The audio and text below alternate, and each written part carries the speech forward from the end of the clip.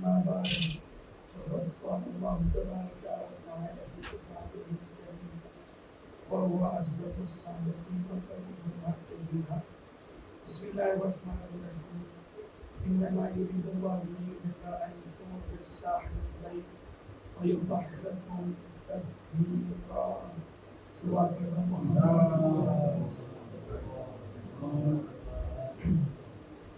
عزیزان معزز سامعین کرام، آج میں کچھ الگ ٹاپک آپ کے سامنے لے کر کے حاضر ہوا. اگرچہ جو ہماری گفتگو چل رہی تھی اس کو انشاءاللہ کل مکمل کیا جائے گا، لیکن چونکہ کل شب جمعہ ہے اور شب جمعہ میں حدیث قصہ پڑھنے کی بہت زیادہ تاکید کی گئی کہ مومنوں کو چاہیے کہ وہ ہر شب جمعہ حدیث قصہ کی تلاوت کریں، حدیث قصہ کو پڑھیں. اور ہمارے علماء کرام کا یہ دستور رہا ہے، یہ طریقہ رہا ہے کہ جب بھی وہ کسی مشکلات میں گرفتار ہوتے تھے یا کوئی ان کے پاس آتا تھا اور کہتا تھا مشکلات میں گرفتار ہیں، تو وہ حدیث قصہ کی تعلیم دیا کرتے تھے. یعنی کہتے تھے کہ حدیث قصہ پڑھا کرو، اللہ تمہاری مشکلات کو دور کر دے گی. حدیث کے ساتھ کل تو جہاں عربی زبان میں ہے وہیں کے اوپر انگلش میں بھی ہے اور ہندی میں بھی اس کا آپ کو متن مل جائے گا. تو حدیث کے ساتھ ہم سب کو پڑھنا چاہیے. جب بھی کسی مشکلات میں گھریں تو حدیث کے ساتھ ضرور پڑھیں. تو حدیث کے صحیح کے آخر میں یہ بیان کیا گیا ہے کہ جب مولائے کائنات نے پوچھا کہ یا رسول اللہ جو ہم اس چادر کے نیچے جمع ہوئے ہیں تو اس کا کیا فائدہ ہوگا، تو پیغمبر اسلام نے آواز دی کہ جس کے قبض قدرت میں میری جان ہے، جس کے قبض قدرت میں میری جان ہے، اس کی قسم کھا کر کے کہتا ہوں کہ جب بھی کسی بھی مجلس میں حدیث قصہ کی تلاوت کی جائے گی، مجلس عمران یہاں کے اوپر یہ مجلس ہے جہاں کے اوپر انسان بیٹھے اور حدیث قصہ کی تلاوت کرے، تو اگر وہاں پر کوئی پریشان حال ہوگا تو اس کی پریشانیوں کو اللہ دور کر دے گا. اگر کوئی انسان کسی مشکل میں گھرا ہوگا تو اللہ اس کی مشکل کو دور کر دے گا، اور اللہ کی طرف سے ملائکہ اس کے اوپر نازل ہوں گے اور اس کے لیے طلب مغفرت کریں گے جب تک کہ وہ حدیث کے ساتھ پڑھ رہا ہے اور جب تک کہ مومنین وہاں کے اوپر موجود ہیں. جب مومن یہاں سے چلے جائیں گے تب یہ برکتیں ختم ہوں گی، مگر مسلسل برکتوں کا نزول ہوگا جب تک کہ حدیث کے ساتھ پڑھی جائے گی. تو عزیزان گرامی، حدیث کے ساتھ میں ہی یہ بتا دیا گیا ہے کہ حدیث کے ساتھ کتنی منزلت اور کتنی اہمیت ہے. لیکن ہم جو حدیث کے ساتھ پڑھتے ہیں تو اس کے اوپر کبھی ہماری توجہ ہوئی ہے کہ نہیں ہوئی کہ یہ حدیث کے ساتھ آیا صرف ثواب لینے کے لیے ہے یا اس کے اندر کچھ ایسی باتیں ہیں جو ہمیں کچھ سیکھ دیتی ہیں. ہمیں اس کے اوپر بھی تو توجہ دینا ہوگی. ہمارے اماموں نے جو بتایا ہے وہ صرف اس لیے نہیں بتایا کہ ہم اس کو پڑھ کر کے ثواب حاصل کریں. ثواب تو دوسری چیز ہے، آپ ثواب کو تبرک سے ملائیے. جو مجلس ہوئی ہے تو مجلس کا عنوان تبرک تو نہیں ہے کہ آپ یہاں کے اوپر جمع ہوئے تبرک لینے کے لیے، نہیں، تبرک لینے کے لیے نہیں جمع ہوئے، بلکہ جو یہاں کے اوپر باتیں بیان کی جا رہی ہیں وہ سننے کے لیے جمع ہوئے ہیں اور اس کے اوپر عمل کرنے کے لیے جمع ہوئے.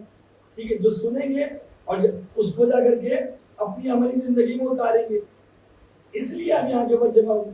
تو اہل بیت علیہ السلام نے جو یہ کہا کہ تم قرآن پڑھو تو تمہیں ثواب ملے گا، مجلس میں شرکت کرو تو تمہیں ثواب ملے گا، فلاں عبادت کرو تو تمہیں ثواب ملے گا، فلاں نماز پڑھو تو تمہیں ثواب ملے گا، فلاں روزہ رکھو تو تمہیں ثواب ملے گا. تو یہ ثواب تو ایک الگ چیز ہے، مگر ان عبادتوں کا کچھ نہ کچھ ہماری زندگی پر اثر بھی ہوتا ہے. اگر ہم نماز پڑھتے ہیں تو قرآن مجید نے آواز دی ہے ان الصلاۃ تنہا عن الفحشاء والمنکر، کہ انسان کو نماز برائیوں سے روکتی ہے. انسان اگر واقعی نماز پڑھ رہا ہے تو پھر وہ برائیوں کی طرف نہیں جائے گا. ثواب اپنی جگہ کے اوپر ہے، ثواب آپ کو ملے گا، مگر اس کا آپ کی زندگی پر اثر یہ ہوگا کہ آپ پھر دوبارہ برائیوں کی طرف نہیں جائیں گے. تو بس اسی طریقے سے جب ہم حدیث قصہ پڑھ رہے ہوں تو ہمیں پتہ ہونا چاہیے کہ اس حدیث قصہ کے اندر کیا مطالب موجود ہے، کیا باتیں بتائی گئی ہیں، اور اس باتوں کے اوپر ہمارا عمل ہونا چاہیے. تبھی واقعی حدیث قصہ پڑھنے کا ہمیں فائدہ بھی ملے گا. قرآن میں ہمیں کیا بتایا گیا ہے ہم اس کو سمجھیں، تبھی ہمیں قرآن پڑھنے کا فائدہ ملے گا.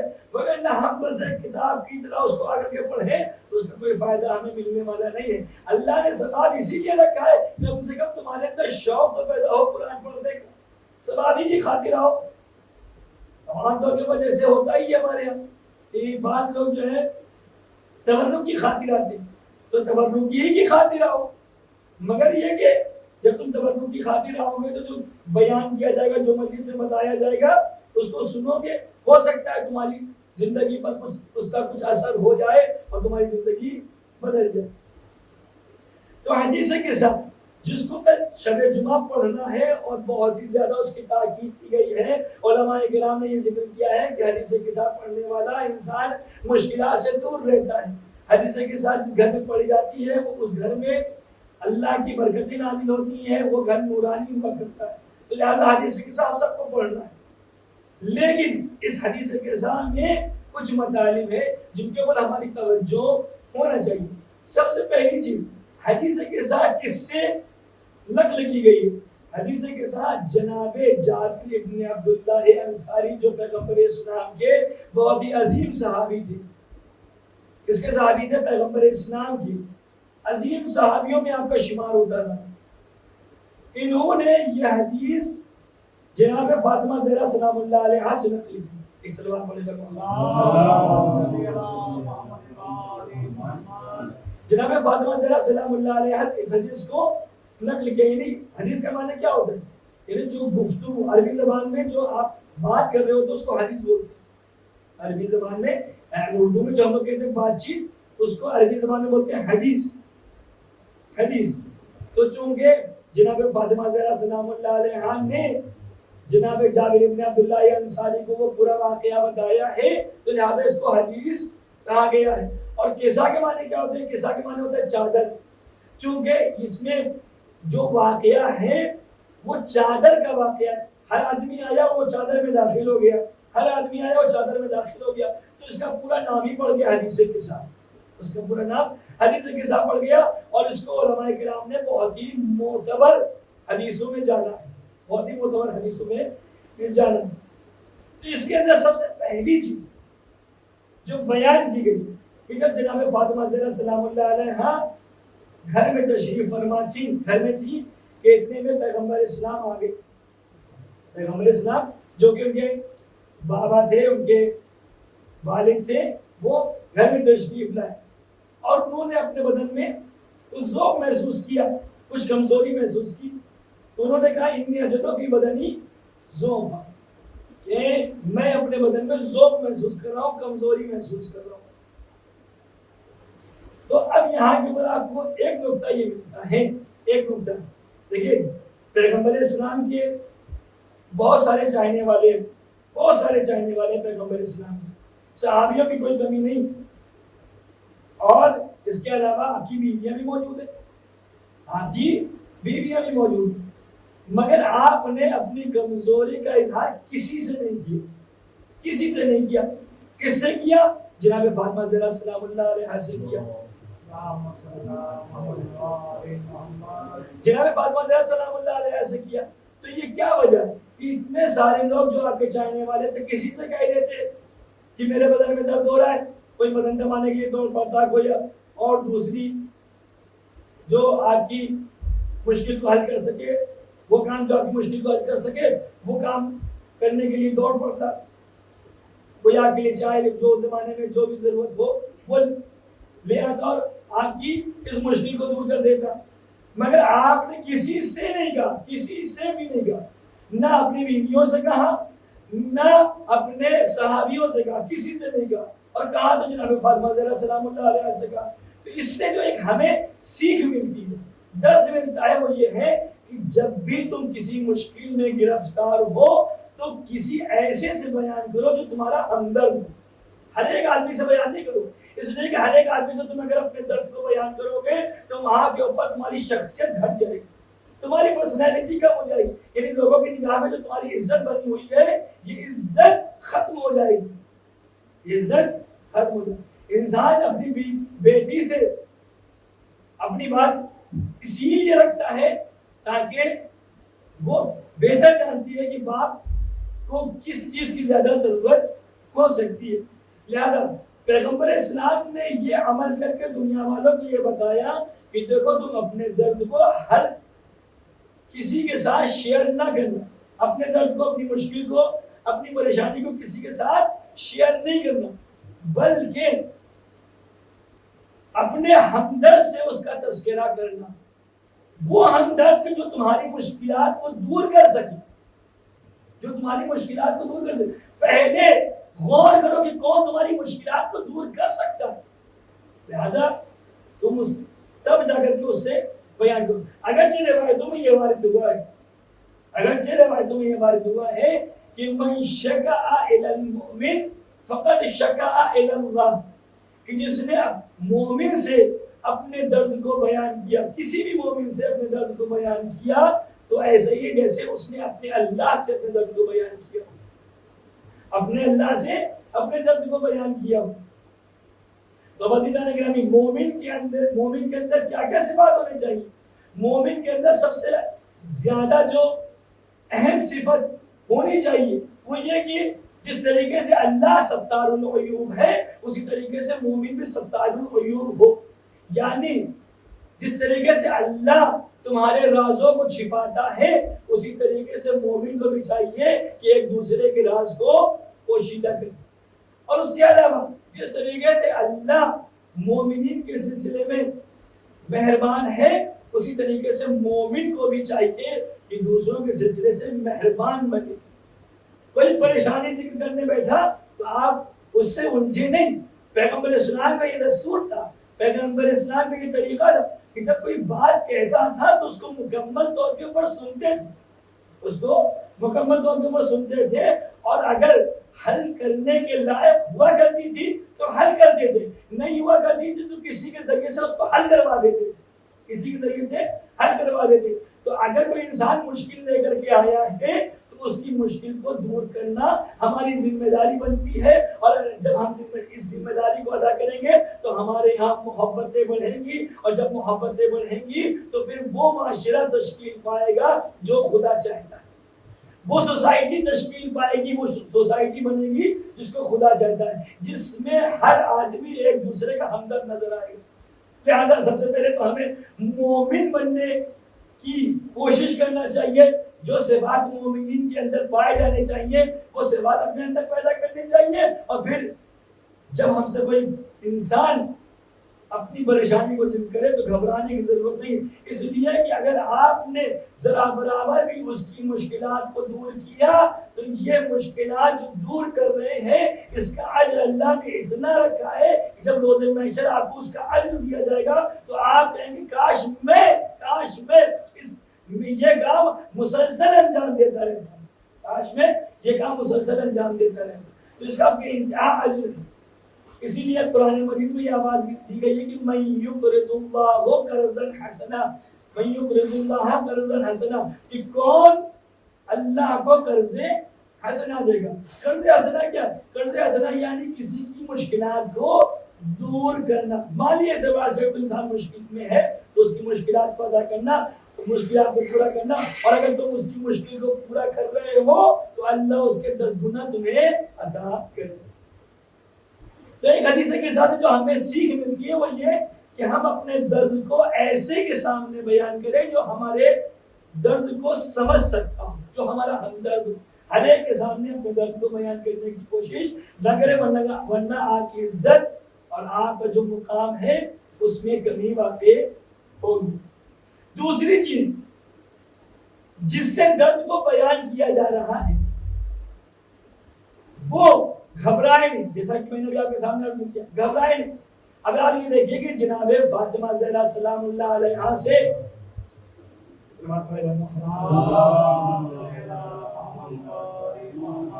پیغمبر اسلام نے اپنے درد کو بیان کیا، انی اجدو فی بدنی ضعفا، میں اپنے بدن میں ذوق محسوس کر رہا ہوں۔ تو بی بی زہرا سلام اللہ علیہا نے کچھ ایسے جملات بولے ہیں جس سے آپ کو سکون ملا ہے، سکون ملا۔ یعنی جب ہم آپ کے سامنے کوئی مشکل بیان کریں تو وہاں کے اوپر آپ کچھ ایسے جملے، یعنی مشکلات کو دور کرنے تو ایک الگ مرحلہ ہے، وہ بات کا مرحلہ ہے، لیکن اس سے پہلے کچھ ایسی باتیں کہہ دو تاکہ اس انسان کے دل کو چین آ جائے، اس انسان کے دل کو سکون آ جائے۔ اسی لیے دیکھیں بی بی زہرا صلی اللہ علیہ نے فوراً آوازی اعیذک باللہ یا ابدا من الذوق، چادر بار ملائی پہلے، جیسے ہی پیغمبر اسلام نے کہا کہ جو بھی بدن ذوق، میں اپنے بدن میں ذوق محسوس کر رہا ہوں، بی بی نے فوراً کہا کہ اعیذک باللہ یا ابدا من الذوق، یہ بابا جان اللہ آپ کو ذوق سے، کمزوری سے محفوظ رکھے۔ تو یہ کیوں کہا جا رہا ہے؟ یہ اس لیے کہا جا رہا ہے، اس لیے کہا جا رہا ہے تاکہ سامنے والے کے اندر جو بے چینی پائی جا رہی ہے یہ بے چینی کم پڑے۔ تم جب کسی مریض کے پاس جاؤ تو کوئی ایسی باتیں نہ کرو کہ اس کے مرض میں اضافہ ہو جائے۔ عام طور پر ہمارے یہاں ہوتا ہے، یا بعض دوسرے لوگوں کے یہاں یہ بھی ہوتا ہے کہ مریض کے پاس جاتے ہیں اور ایسی ایسی باتیں چھیڑتے ہیں کہ مریض اور زیادہ مریض ہو جاتا ہے۔ ابھی تمہارے پلاسٹر بندہ، اب دیکھو تمہیں کب چھٹی ملتی ہے، تم کس حال میں یہاں کے اوپر رہو، کیا ہوگا گھر میں تمہارا، کیا ہوگا، مطلب ایسی ایسی باتیں کرتا ہے کہ وہ انسان الجھن میں پڑ جائے۔ تو لہذا ہمیں اس بات کی کوشش کرنا ہے کہ جب بھی ہم کسی ایسے انسان سے ملیں گے جو انسان مریض ہو یا جو انسان پریشان حال ہو، تو اس کو کچھ ایسی باتیں بولیں جس سے اس کی بے چینی ختم ہو، نہ یہ کہ اس کی بے چینی بڑھ جائے، نہ یہ کہ اس کی بے چینی بڑھ جائے۔ شاید اسی وجہ سے رہبر معظم آیت اللہ خامنائی دامت ظلہ العالی بیان کرتے ہیں، اور انہوں نے ایران میں اس چیز کا حکم دیا ہوا، لوگوں کو یہ بات کہی ہوئی کہ جو انسان مریض ہے اس کو صرف مرض کا ہی دکھ ہونا چاہیے، یعنی اس کے ذہن میں صرف مرض ہی رہے، اس کے علاوہ کوئی اور چیز نہ رہے۔ حتیٰ کہ انہوں نے تو وہاں کے اوپر حکم دیا ہے کہ اس طریقے سے آپ لوگ اپنی زندگی کو منظم کریں کہ اگر آپ کے درمیان کوئی مریض ہو جائے تو آپ اس کی مریضی کا پورا خرچہ اٹھائیں، اس کی بیماری کا پورا خرچہ اٹھائیں، تاکہ جو مریض ہوا ہے اس کو کم سے کم اس بات کا تو اطمینان رہے کہ میرا علاج ہو جائے گا۔ دو ٹینشنوں میں انسان نہ رہے، اس لیے کہ جب انسان مریض ہوتا ہے تو پھر جہاں پہ وہ مریض ہے یہ اس کو دکھ رہتا ہے، یہ پریشانی اس کے ساتھ لاحق رہتی ہے، وہی کے اوپر یہ بھی پریشانی لاحق رہتی ہے کہ اب اس کا انتظام کیسے کریں گے، اب اپنا علاج کیسے کریں گے۔ تو اپنے آپ کو اس طریقے سے بناؤ، اپنی سوسائٹی کو اس طریقے سے بناؤ کہ تم ہر آدمی ایک دوسرے کا مددگار بنے۔ تو بی بی زہرا صلی اللہ علیہ نے کہا وہی تو کبھی اللہ یا بتاؤ من الذوق، لیکن صرف اسی جہاں کے اوپر بات نہیں رکی، بلکہ اگر آپ حدیث کے ساتھ میں توجہ دیں تو آپ یہ دیکھیں گے کہ بی بی نے صرف یہ نہیں کہا بلکہ دوڑ کر کے چادر لے کر کے آئی ہے، پیغمبر اسلام کو چادر اڑایا ہے، وَسِرْتُ أَنْظُرُ إِلَيْهِ، اور مسلسل پیغمبر اسلام کی طرف دیکھتی رہی، پیغمبر اسلام کی طرف دیکھتی رہی۔ یہ آداب میں شمار ہوتا ہے، یہ آداب میں شمار ہوتا ہے، اور اسلام نے اس بات کو کہا ہے کہ سامنے والے کی طرف مکمل توجہ دو، سامنے والے کی طرف مکمل توجہ دو۔ اگر کوئی تم سے بات کر رہا ہے تو اس کی طرف مکمل توجہ دو، اس کی طرف مکمل دیکھتے ہوئے اس سے بات کرو۔ ایسا نہ ہو جائے کہ تم کسی کام میں مصروف ہو اور سامنے والا بات کرتا ہے، نہیں، تمہیں ادب اور تہذیب کے دائرے میں رہتے ہوئے سامنے والے کی بات کو بہت ہی غور سے سننا ہے۔ اور آپ یہ دیکھیں کہ عام طور کے اوپر ہمارے یہاں یہ ہوتا ہے کہ اگر ہم نے مثالی طور پر آپ سے گلاس پانی مانگا، بالکل پانی مانگا، تو یہ تہذیب ہے، تہذیب، اس کے اوپر توجہ دینے کی ضرورت ہے کہ پانی مانگا، سامنے والا پانی تو لے کر کے آیا، اس نے پانی دیا اور چلا گیا، پانی دیا اور چلا گیا۔ یہ پانی دینا اور چلا جانا بے ادبی میں شمار کیا جائے، بے ادبی میں شمار کیا جائے۔ یعنی اس کا مطلب کیا ہوا؟ مطلب یہ ہوا کہ یہ انسان اس دوسرے انسان کو توجہ میں نہیں لا رہا، دوسرے انسان میں توجہ نہیں دے رہا، مگر نہ کھڑا رہتا۔ تہذیب اور ادب یہ ہے کہ جب تک کہ سامنے والا پانی نہ پی لے تب تک کہ آپ کھڑے رہیں، اور کھڑے رہنے کے ساتھ ساتھ اس کی طرف متوجہ رہیں کہ ہو سکتا ہے کہ اسے ایک گلاس اور پانی کی ضرورت ہو تو آپ فوراً دوڑ کے جائیں اور پانی لے کر کے آ جائیں۔ اب اگر آپ آئے اور آپ نے پانی دیا، ہم نے پانی پیا اور ہماری پیاس نہیں بجھی، تو پھر ہمیں دوبارہ آپ کو بلانا پڑے گا، تو یہ تہذیب کے خلاف شمار کیا گیا۔ اسلام نے اس کو کہا ہے کہ یہ ایسا نہیں کرو، تمہیں دوسروں کا مکمل خیال کرنا ہے، لہذا جب تم کسی کو پانی دو، یہ ایک چھوٹی سی مثال آپ کے سامنے عرض کر رہا ہوں، جب تم کسی کو پانی دو تو مکمل اس کے اوپر توجہ دو، اور جب تک کہ وہ پانی نہ پی لے تب تک کہ وہیں کے اوپر کھڑے ہو۔ یہ ہو سکتا ہے کہ اسے دوبارہ پیاس لگے اور وہ تم سے پانی کا مطالبہ کرے۔ تو یہ ایک چھوٹی سی مثال ہے، صرف اسی میں محسوس نہ کیجیے گا، محسوس نہ کیجیے گا، بلکہ اس کے علاوہ بھی آپ جہاں کے اوپر یہ دیکھتے ہو کہ جہاں پر توجہ دینا ضروری تھی اور سامنے والے نے توجہ نہیں دی، وہ سب اسی چیز میں آئیں گی، یعنی بے ادبی میں شمار کیا جائے گا۔ ہر آدمی دوسرے آدمی کا جب تک کہ احترام نہیں کرے گا تب تک کہ معاشرے میں محبت پیدا نہیں ہو سکتی، تب تک کہ معاشرہ کامیاب نہیں ہو سکتا۔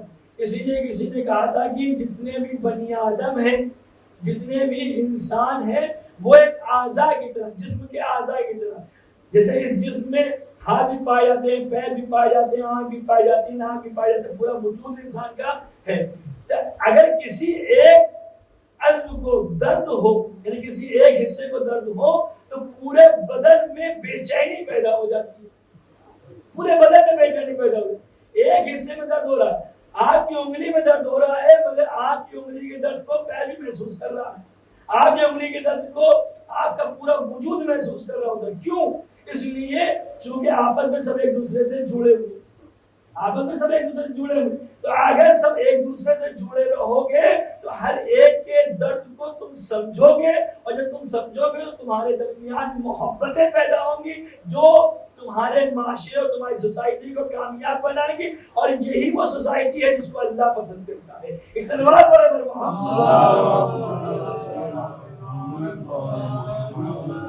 نعرہ حیدری۔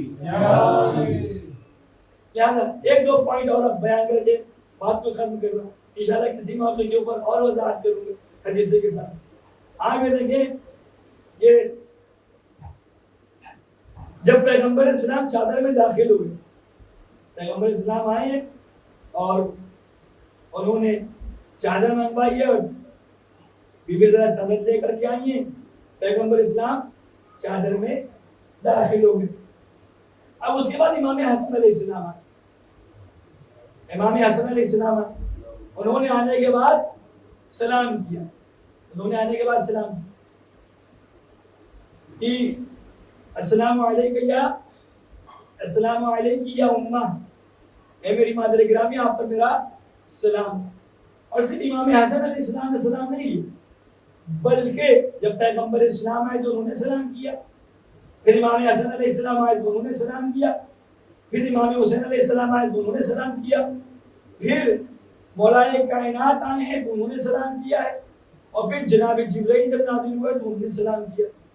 تو جتنے بھی افراد، جتنے بھی لوگ اس گھر میں آتے رہے ہیں، سب نے سلام کیا، سب نے سلام کیا. تو اس سے کیا نکتہ نکلتا ہے؟ اس سے کیا ہم سیکھتے ہیں؟ اس سے ہم یہی سیکھتے ہیں کہ جب بھی تم گھر میں جاؤ تو سب کو سلام کرو. جب بھی تم گھر میں جاؤ تو سب کو سلام کرو. سلام کے معنی کیا ہوتے ہیں؟ سلام کے معنی یعنی ہم تمہاری سلامتی چاہتے ہیں. ہمارے دل میں یہی ہے کہ ہم تمہاری سلامتی چاہتے ہیں. تو تم اپنی زبان سے بھی بول دو کہ ہم تمہاری سلامتی چاہتے ہیں, ہم تمہاری سلامتی چاہتے ہیں. اور یہ روایتوں میں بیان کیا گیا ہے جو تم دل میں محبت رکھے ہو اس دل کی محبت کو اپنی زبان سے ظاہر کرو. اس لیے کہ جو دل میں ہے وہ سامنے والے کو نہیں پتا, جس دل میں ہے وہ سامنے والے کو نہیں پتا. جو چیز زبان سے نکلتی ہے, جو اعضاء و جوارح سے ظاہر ہوتی ہے, وہ سامنے والے کو پتا چل پاتی ہے. تو اگر تم سامنے والے کی سلامتی چاہتے ہو اور تم ہمیشہ سامنے والے کی سلامتی چاہتے ہو, جو بھی تمہارے گھر میں فیملی ممبرس ہیں ان کی تم سلامتی چاہتے ہو, تو تم سلامتی کے لیے سلام علیکم کہہ دو تاکہ اس کو اس محبت کا احساس ہو سکے, اس محبت کا احساس ہو سکے. تو آپ یہ دیکھیے کہ یہاں کے اوپر نہ چھوٹا نہ بڑا سب نے اس فریضے کو انجام دیا, سب نے اس فریضے کو انجام دیا. اور پیغمبر اسلام کا دستور تو یہ تھا کہ پیغمبر اسلام ہر ایک کو سلام کرتے تھے, چاہے وہ چھوٹا ہو چاہے وہ بڑا ہو, ہر ایک کو خود پیغمبر اسلام سلام کرتے تھے. اور شاید اس کی وجہ یہ ہے کہ اللہ نے سلام کا جو ثواب رکھا ہے اس میں سلام کرنے والے کا ثواب زیادہ ہے, سلام کا جواب دینے والے کا ثواب کم.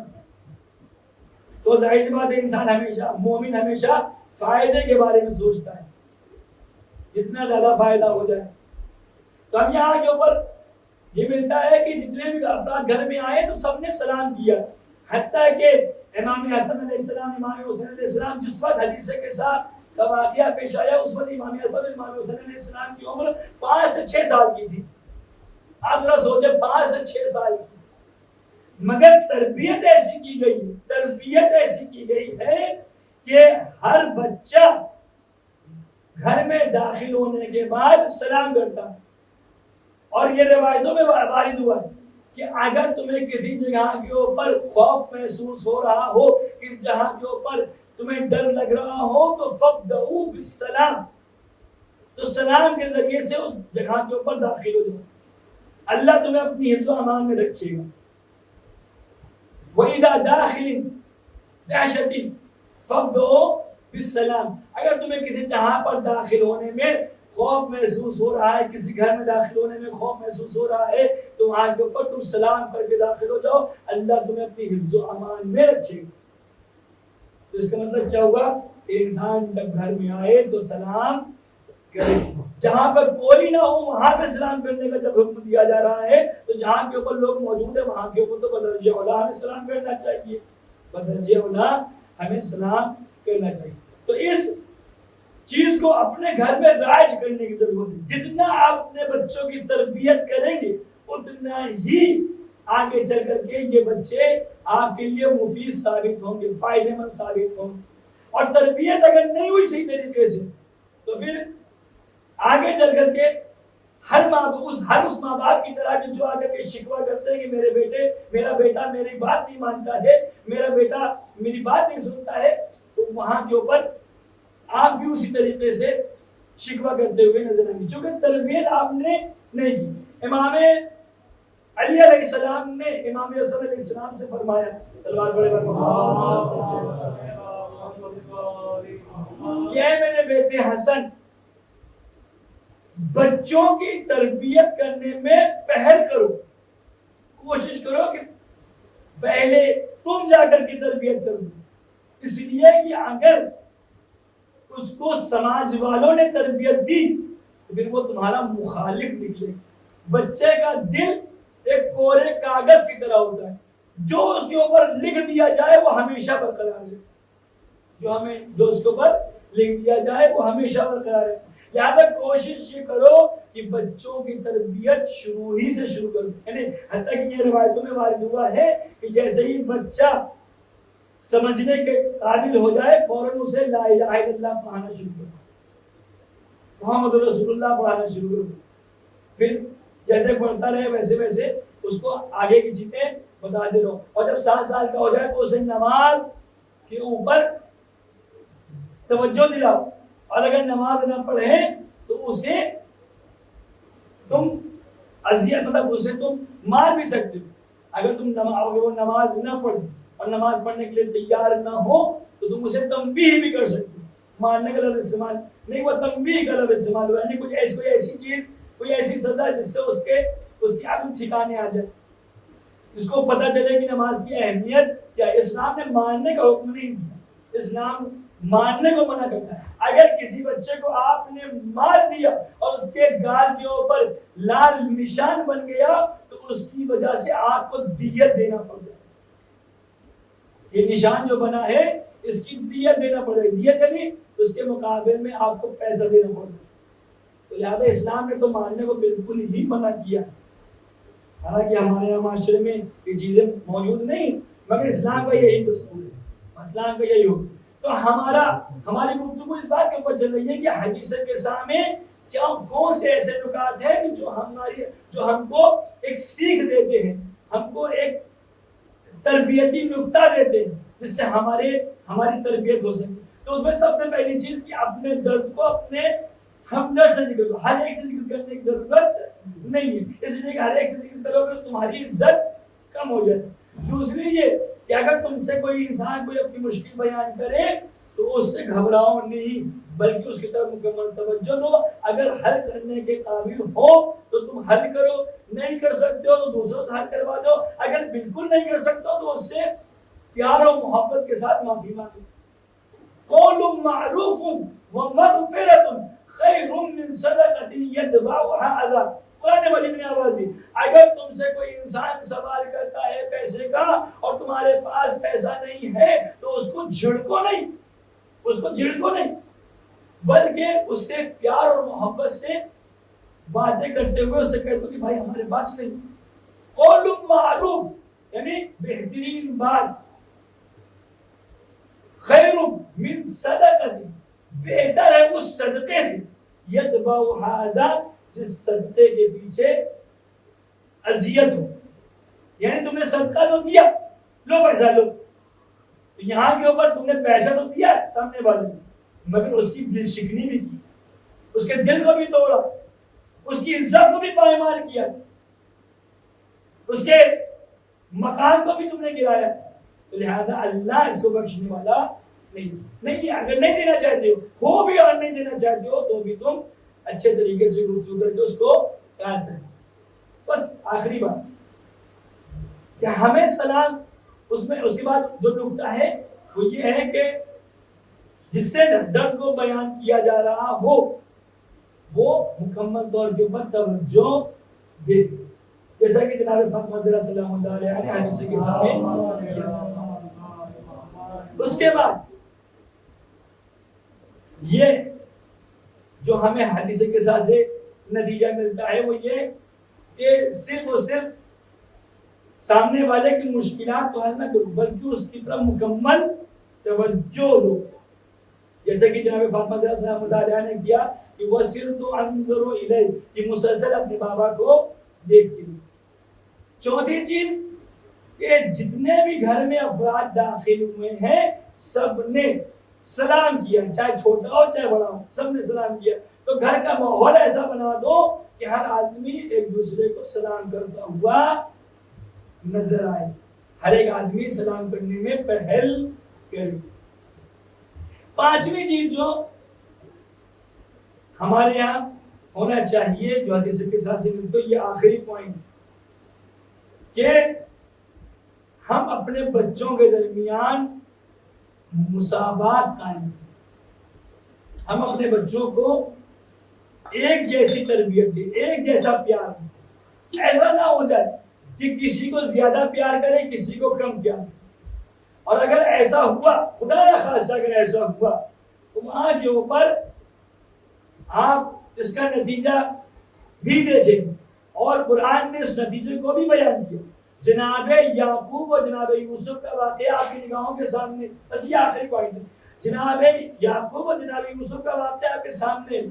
جناب یعقوب کے 12 بیٹے تھے، ان میں ایک جناب یوسف بھی تھے، مگر جناب یعقوب سب سے زیادہ جناب یوسف کو چاہیے، بقیہ بیٹوں کے اوپر ان کی اتنی توجہ نہیں. تو نتیجہ کیا ہوا؟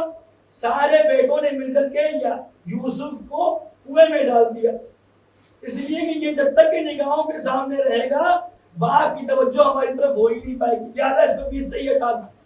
تو اس کا مطلب یہ ہے کہ جو بھائیوں کے درمیان یا بھائی بہنوں کے درمیان یا بچوں کے درمیان جو نفرتیں پیدا ہوتی ہیں اس کے پیچھے والدین کا بھی ہاتھ ہوتا ہے. کیوں ایسا کرو کہ تمہاری وجہ سے تمہارے بچوں میں یہ سوچ آئے کہ بابا جان اس کو زیادہ پیار کرتے ہیں ہمیں کم پیار کرتے ہیں، یا مادر گرامی ان کو زیادہ پیار کرتی ہیں ہمیں کم پیار کرتے ہیں. تو ایسا بھی نہیں ہونا چاہیے.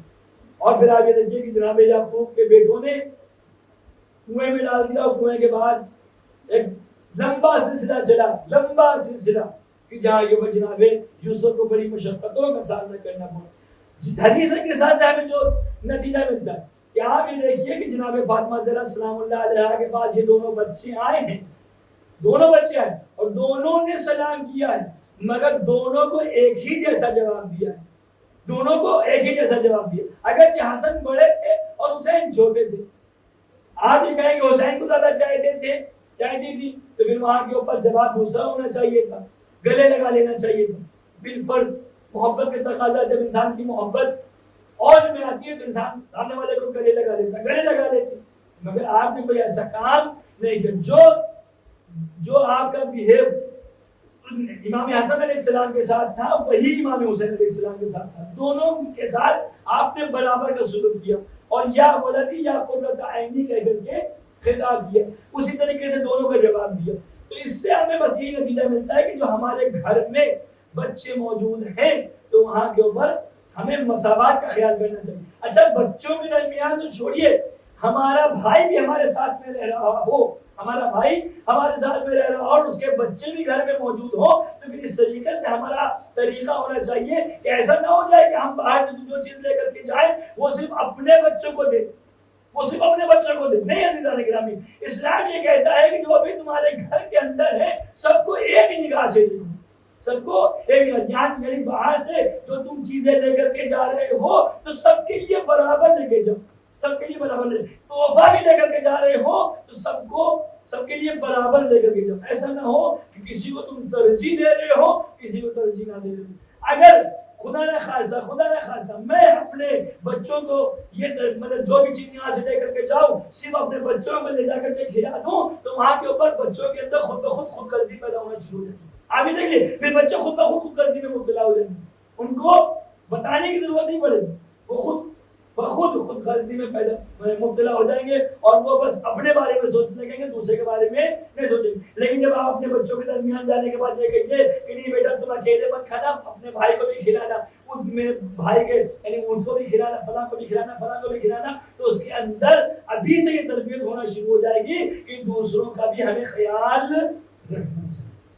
تو یہ حدیث کے ساتھ سے ہم نے کچھ نکتے سیکھے. انشاءاللہ اور بھی بہت سارے نکات ہیں جو حدیث کے ساتھ کے ذریعے سے ہمیں ملیں گے. اور یہ پھر دوبارہ میں آپ کے سامنے عرض کر دوں کہ حدیث کے ساتھ کی بے انتہا فضیلت ہے اور ہر شب جمعہ حدیث کے ساتھ پڑھنے کی تاکید کی گئی ہے اور یہ بیان کیا گیا ہے کہ اگر کوئی انسان حدیث کے ساتھ کو پڑھے گا تو اللہ اس کو ہر مشکل سے نجات عطا کر دے گا. اور ہمارے علماء کرام کا یہ طریقہ کار رہا ہے کہ جب بھی ان سے کسی نے یہ پوچھا ہے کہ جب ہم مشکل میں گھرے ہوئے ہیں تو اس مشکل کے لیے ہمیں کوئی وظیفہ بتا دے تو وہ حدیث قصہ کی تعلیم دیتی تھی، یعنی حدیث قصہ پڑھنا چاہیے اور خاص طور پر شب جمعہ میں تو ضرور پڑھنا چاہیے، اس لیے کہ حدیث قصہ وہ ہے کہ جس میں یہ بیان کیا گیا ہے کہ جب تک کہ حدیث قصہ ہوتی رہے گی اللہ کی نعمتیں نازل ہوتی رہے گی. بس عزیزان گرامی یہ ایام عذاب، یہ رونقیں، یہ فرش عذاب، یہ عزا خانہ کچھ دنوں کے بعد یہ رونقیں جس طریقے سے ابھی ہیں ختم.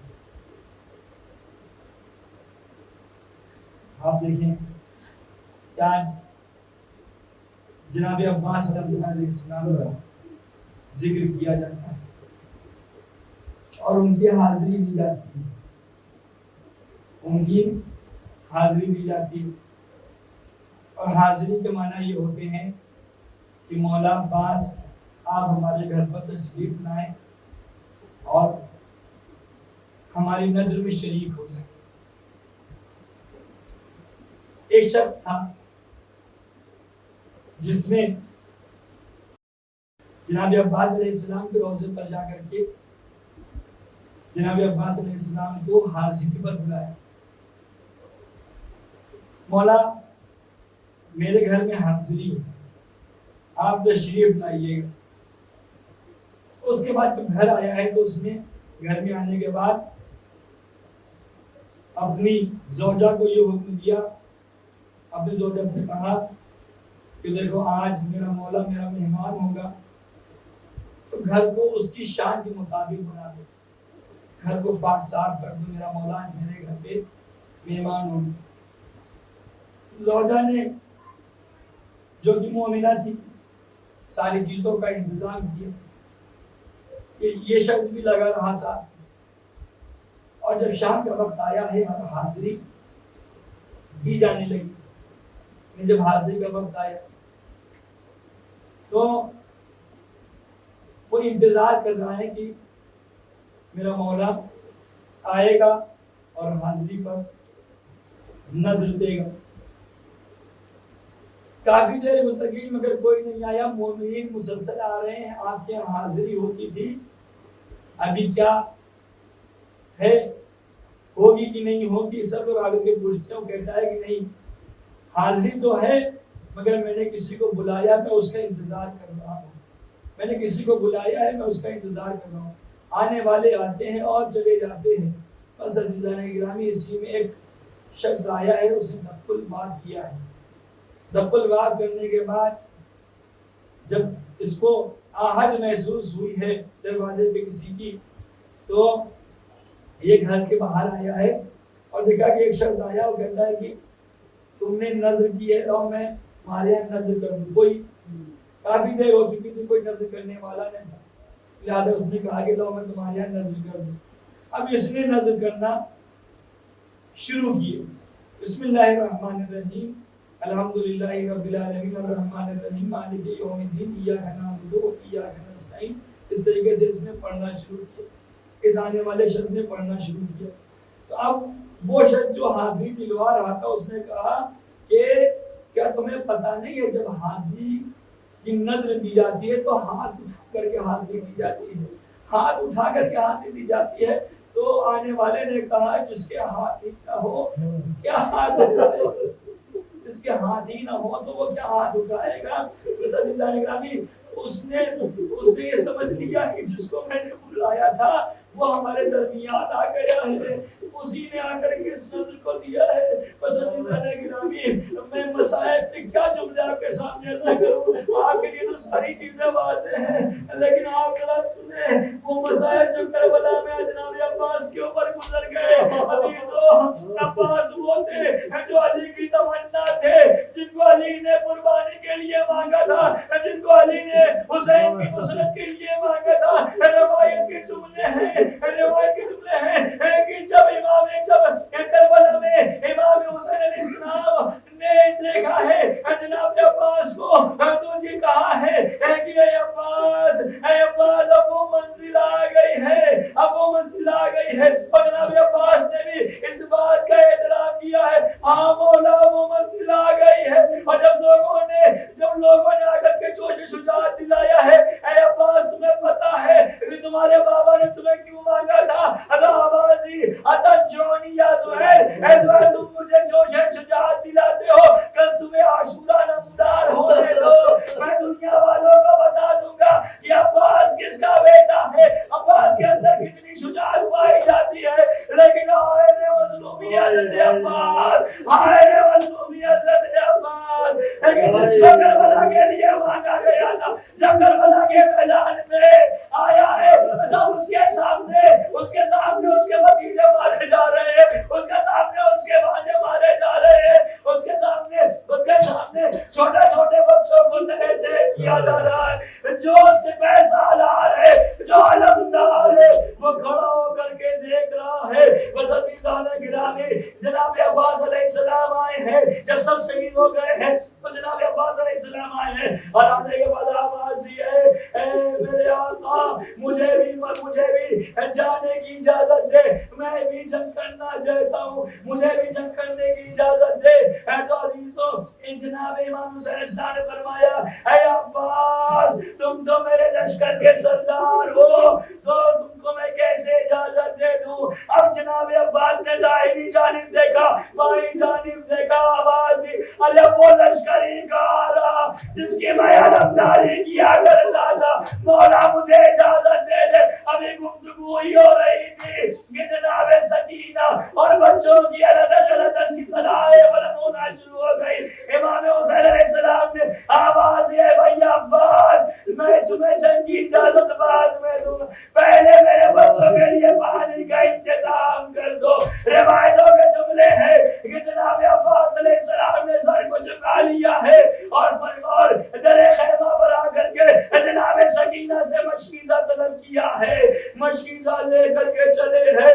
اب عزیزو جناب زینب سلام اللہ علیہا نے جناب عباس کو اپنے گھیرے میں لے لیا، فرمایا اے عباس مجھے یاد ہے جب مجھے بچپن میں یہ بتایا گیا کہ کربلا کے میدان میں مشکلات پیش آئیں گی تو ہم راضی تھے، مگر جب ہمارے یہاں تم جیسا بھائی پیدا ہوا تو پھر ہمیں اس بات کی ڈھارس ہو گئی تھی کہ اب ہماری چادریں چھننے والی نہیں ہے، ہماری چادروں کو کوئی نہیں لے جا سکتا، جس کا عباس جیسا بھائی موجود ہو اس کی طرف بنا کون نگاہ اٹھا کر کے دیکھ سکتا ہے؟ مگر میں آج مجھے یقین ہو گیا ہے کہ اب ہمارے سروں سے چادریں چھن جائے گی، آج ہمیں یقین ہو گیا ہے کہ ہم بے مقنا و چادر ہو جائیں گے۔ بس عزیزان گرامی جناب عباس رخصت ہوئے ہیں، امام نے اس علم پر جہاں کے اوپر نصر من اللہ و فتح قریب لکھا ہوا تھا اس کو انا للہ و انا الیہ راجعون میں تبدیل کیا ہے۔ جناب عباس میدان میں آئے ہیں اور میدان میں آنے کے بعد ترائی کی طرف بڑھنا شروع ہوئے، دریا پر پہنچے ہیں، پانی بھرا ہے، پانی بھرنے کے بعد ہم تو واپس چلے ہیں، پوری امید یہ پوری آس یہ ہے کہ یہ پانی خیمے تک پہنچ جائے۔ اس کے لیے جناب عباس نے اپنا دائنا بازو میں قلم کروا دیا، بایاں بازو میں قلم کروا دیا، مشکیزے کو دانتوں میں دبا کر کے جھوک کر کے جا رہے ہیں تاکہ کسی طریقے سے یہ پانی خیمے تک پہنچ جائے، میری بچی جو پیاسی ہے اس کی پیاس بجھ جائے۔ مگر عزیزو ایک شکینہ ایسا تیر مارا کہ جب مشکیزہ چھن گیا۔ عزیزو جناب عباس علیہ السلام واپس مقتل کی طرف بڑھتے ہیں اور جیسے ہی مقتل کی طرف بڑھتے ایک تیر آیا ہے آنکھوں میں لگا، پھر اس کے بعد جیسے ہی چاہا کہ اس کو نکالے گر سے آہنی پڑا، مولا دوڑا کر کے زمین پر گر۔ اب تک کہ جو بھی گرتا تھا وہ اپنے ہاتھ کا سہارا لے لیا کرتا تھا، مگر جب گرے جناب منہ کے بل گرے۔ عزیزو اب زخموں سے چور ہو کر کے آواز دیے مولا مدد کو آئے، آقا مدد کو آئے۔ جب امام حسین پہنچے فرمایا لال ان کا سرا زہریہ، اے میرے بھائی تمہارے مرنے سے میری قبر ٹوٹ گئی ہے۔ عزیزو بھائی نے بھائی کی آغوش میں جان توڑ دی ہے۔ عزیزو روح قبض عذری سے پرواز کر گئی ہے۔ اب جب دوبارہ علم اٹھا ہے تو سکینہ نے یہ کہا اے میرے بچوں دیکھو میرا چچا پانی لے کر کے آ رہا ہے۔ علم تو آ گیا لیکن علمدار نہ آ گیا۔ بچوں نے پوچھا اے آقا حسین میرا چچا عباس کہاں رہ گیا؟ آواز دی عباس ترائی پیشانے کٹا کر کے جناب سکینہ نے آواز دی اے چچا جب ہمیں پانی نہیں چاہیے تھا۔